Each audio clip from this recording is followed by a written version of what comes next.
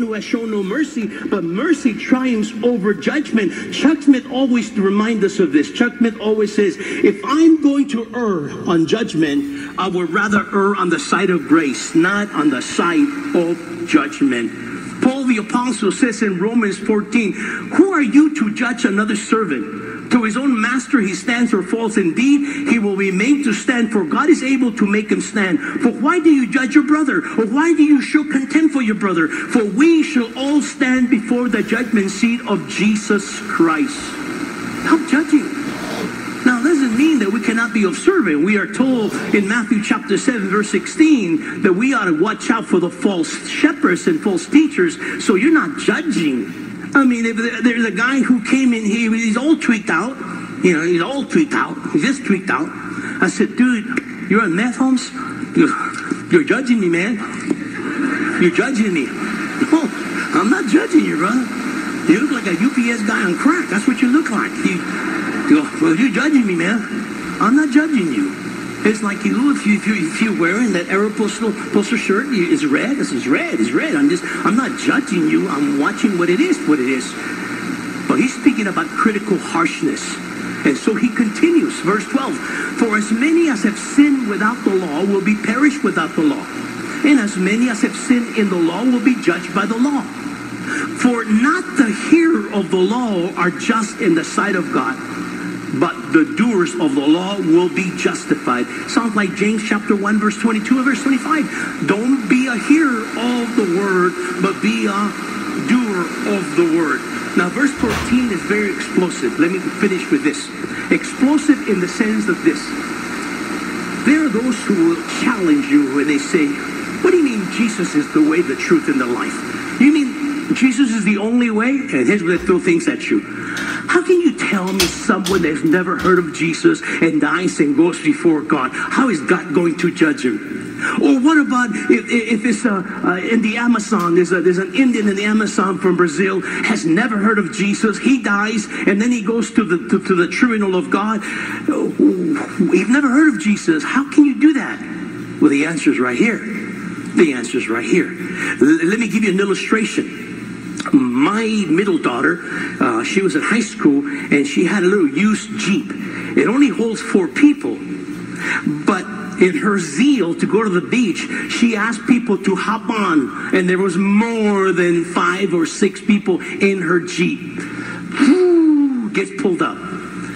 She did not get the ticket. She was a driver, she's the owner of the car, but she did not get the ticket. Guess who got the ticket? Nope.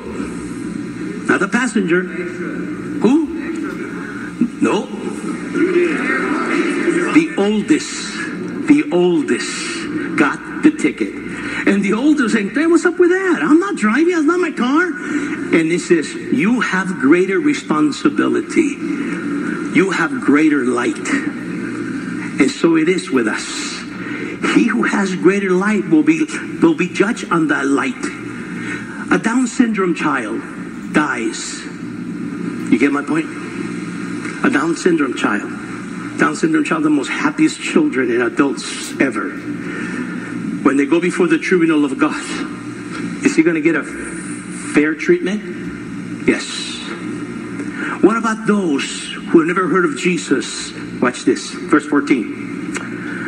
For when Gentiles, non-Jewish people, who do have the law by what? By nature, do the things in the law. These, although not having the law, are a law to what?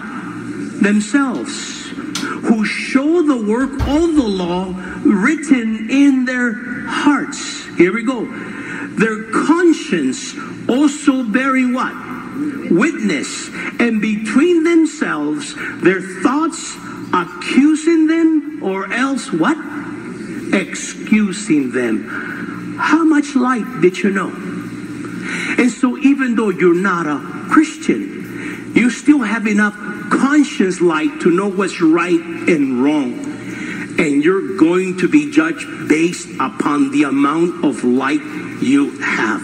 But if you're here and an invitation was given, which it was at the beginning of the service, and you witnessed people coming up, and you stood there sitting down, And you go, oh, not for me, man. Not for me. Okay. Should you go before the tribunal of God when you die and you're trying to play like you don't know? Like, I don't know nothing. You never heard of me? Jesus? No, never, never. Peter, please. And Peter goes, there you go. And there you're going to see the Ark Montebello. And there you are. And Peter going to say to you, yes, Dufus. You see, we have no excuse. You're also inexcusable, oh men, whoever you are, judging these people, and you do the very same things. And then we finish it. 16. In that day, when God will judge the secrets of men by Jesus Christ,